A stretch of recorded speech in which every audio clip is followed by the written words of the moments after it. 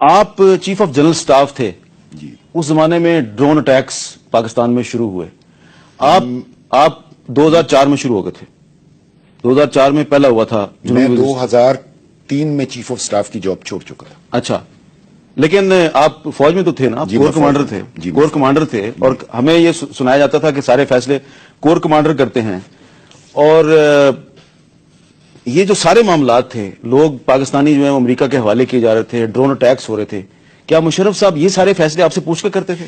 دیکھیں, ایک عام تاثر ہے کہ فوجی حکومت تھی, لیکن یہ تاثر اس سینس میں تو ٹھیک ہے کہ فوجی بیکڈ پریزیڈنٹ تھا اور وہ پریزیڈنٹ آرمی کا چیف بھی تھا. لیکن اس کو یوں کہہ دینا کہ تمام فیصلے کور کمانڈرز کانفرنس میں کیے جاتے تھے, یہ سراسر غلط ہے. کور کمانڈر کانفرنس کا جو فورم ہے, اس فورم کے پاس وہ انفارمیشن ہی نہیں ہوتی جن کے اوپر بیس کر کے کوئی فیصلے کیے جا سکیں.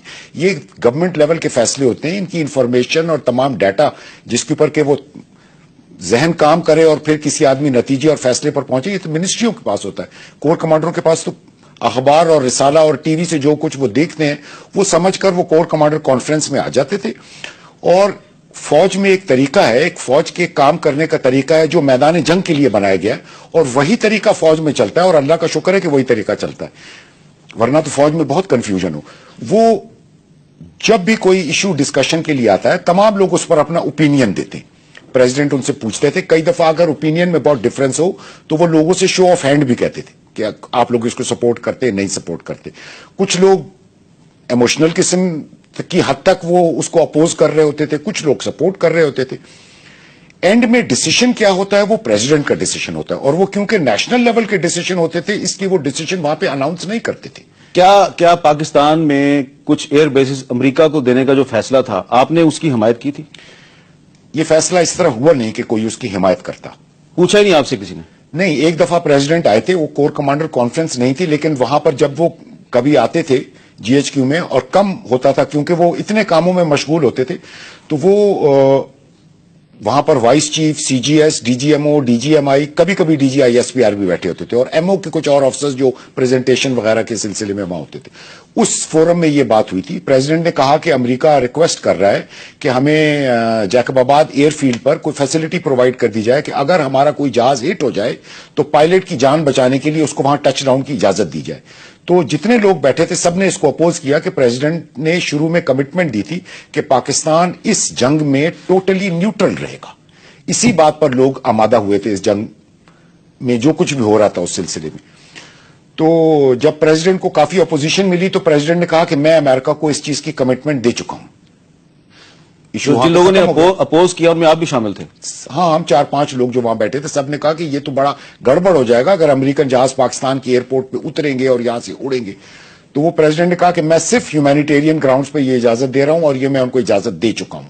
پھر کچھ عرصے بعد ہمیں بتایا گیا کہ پریزیڈنٹ ہاؤس سے احکامات آئے کہ وہ جیکب آباد ایئرپورٹ کی سیکورٹی کے لیے ٹروپس بھیج دیں. ہم نے جب ٹروپس وہاں بھیجے تو ٹروپس نے ہمیں یہ رپورٹ دی, وہ کوئٹہ سے ٹروپس بھیجے گئے تھے.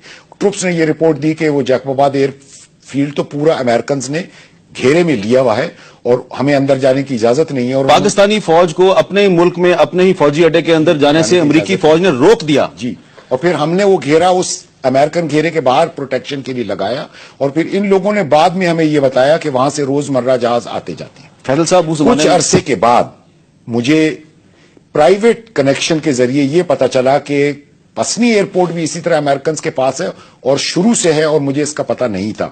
اور وہ ایک ایئر فورس کے افسر تھے. جی, ایک ایئر فورس کے افسر نے بتایا جو پسنی پہ لیازون افسر تھا, اور اس نے کہا ایک پی ایف کا لیازون افسر جیکب آباد میں بھی ہے, اور ہم دونوں آپس میں وزٹس بھی ایکسچینج کرتے ہیں. شاہد عزیز صاحب, آپ نے مئی 2007 میں چیئرمین نیب کے عہدے سے استعفیٰ دے دیا تھا, اور آپ کا استعفیٰ جولائی میں جا کے ایکسپٹ ہوا. آپ نے استعفیٰ کیوں دیا؟ نہیں, مئی میں ٹیکنیکلی تو میں نے چھٹی کے لیے اپلائی کیا تھا 2 مہینے کی, اور پھر 4 جولائی سے میری استعفیٰ کی ڈیٹ ایکسپٹ ہوئی.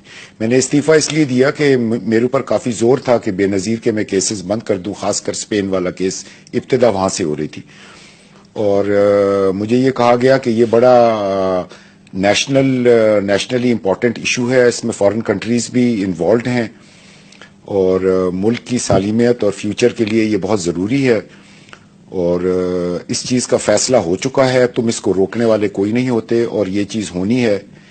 اور مجھے طارق عزیز صاحب نے کہا تھا کہ یہ president has decided that eventually at the end of the whole discussion, کیونکہ یہ تقریباً جنوری فروری سے یہ مسئلے چل رہے تھے, تو انہوں نے مجھے کہا he has closed the case and now you have to make it happen.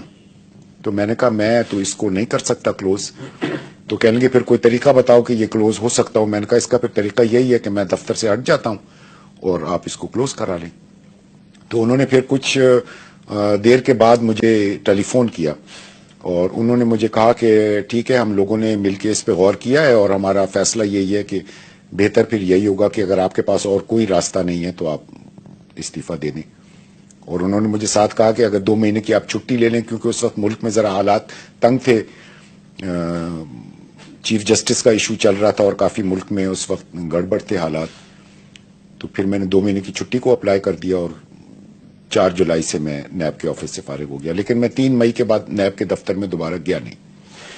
ایک سوال ہے آپ سے, اب یہ جو این آر او کے جو بینیفیشریز کی لسٹ آئی اس میں اکثر سیاستدان تھے, بیوروکریٹ تھے, ہم نے خوب رگڑا لگایا ان کو, لیکن آپ خود بتا رہے ہیں کہ محترمہ بینظیر بھٹو صاحبہ کے مقدمات ختم کرنے کے لیے پریشرائز آپ کو کرتے تھے پرویز مشرف صاحب, حامد جاوید صاحب, طارق عزیز صاحب.